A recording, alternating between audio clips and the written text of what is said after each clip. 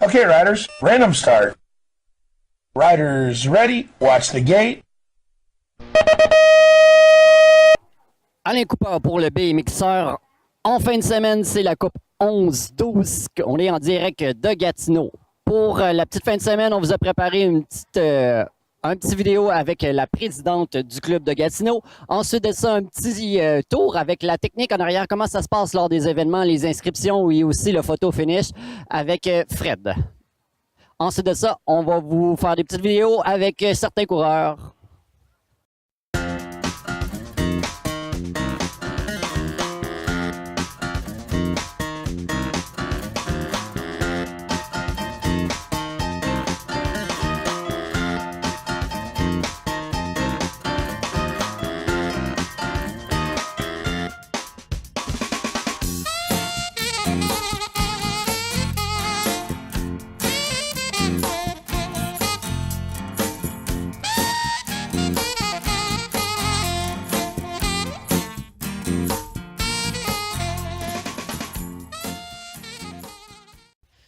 Bonjour, ici Alain Cooper pour BMXer. On est avec Nadine, qui est la présidente du club de Gatineau. Excellente course. Aujourd'hui, on est chanceux. Il y a eu un gros soleil.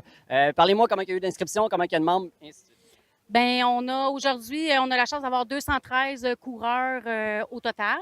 Puis des membres dans BMX Gatineau, on a 94 cette année.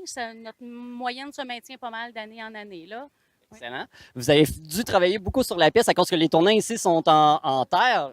Fait que c'est quoi ce que vous avez fait comme travail dessus? Bien, il y a eu beaucoup de travail. On a embauché des jeunes supplémentaires pour le faire parce qu'on a un animateur de piste qui travaille, mais il ne peut pas travailler tout seul toute la semaine. Fait que oui, il y a eu du resurfaçage, beaucoup d'arrosage, du râteau, mais on a mis aussi la plaque vibrante pour tasser tout ça, là. Fait que à tous les jours, il y a eu un bon 8 heures de travail dessus cette semaine. Excellent. Merci beaucoup pour l'accueil. Ça fait un bel événement. Merci beaucoup. Bye.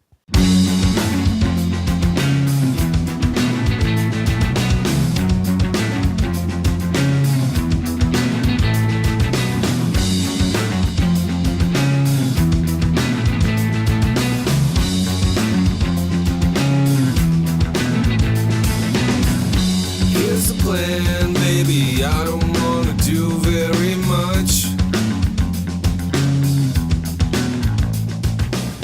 But if the death toll keeps on rising. Bonjour, je suis avec Frédéric qui s'occupe un peu de la logistique derrière les Coupes Québec. Fait que explique-moi un peu c'est quoi ton travail. Ouais, notre travail consiste à ramasser l'information des coureurs, ceux qui sont inscrits en ligne, ceux qui viennent s'inscrire le matin. On s'assure que chacun est dans la bonne catégorie, chacun est dans le fond inscrit pour la course. Une fois qu'on a tous les coureurs, on va gérer le positionnement des courses pour essayer de placer le plus possible au début ceux qui ont des semi-finales puis des finales pour donner le temps de récupérer. Et puis aussi s'occuper de ceux qui coursent dans plus qu'une catégorie parce qu'il y en a qui font cruiser et 20 pouces. Donc, il faut leur laisser aussi le temps de récupérer entre chacune de leurs courses. Il y a beaucoup de logistique à travers de ça. Là. OK, Frédéric, j'aimerais ça que tu m'expliques maintenant qu'est-ce qu'on fait avec les photos finish à la fin complètement. Il y a 2 caméras qui s'occupent de la ligne. Effectivement, lors des événements, on a 2 caméras qui filment en temps réel ce qui se passe sur la piste. On a la caméra de gauche qui est en ligne avec la piste, s'assurer que la roue traverse la ligne en premier, et la caméra de droite qui sert à s'assurer que c'est le bon numéro de plaque qui est là. Donc, ça nous permet de différencier quand il y a un cas de photo finish, justement, de sortir l'impression. Quand il y a 2 coureurs d'assez près, puis là, il faut vraiment voir avec ça pour voir qui a gagné la course. Exactement. En premier lieu, c'est les commissaires qui ont raison. Si les gens contestent, à ce moment-là, oui, on peut sortir le photo finish pour la course.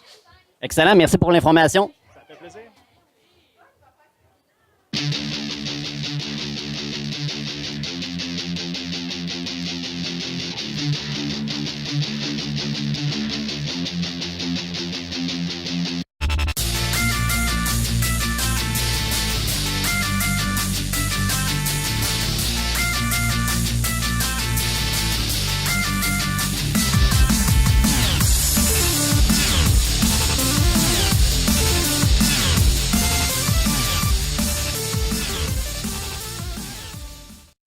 Bonjour, on est avec Charles Mathis, entraîneur de Cyclomax. Comment ça va? Comment a été votre saison?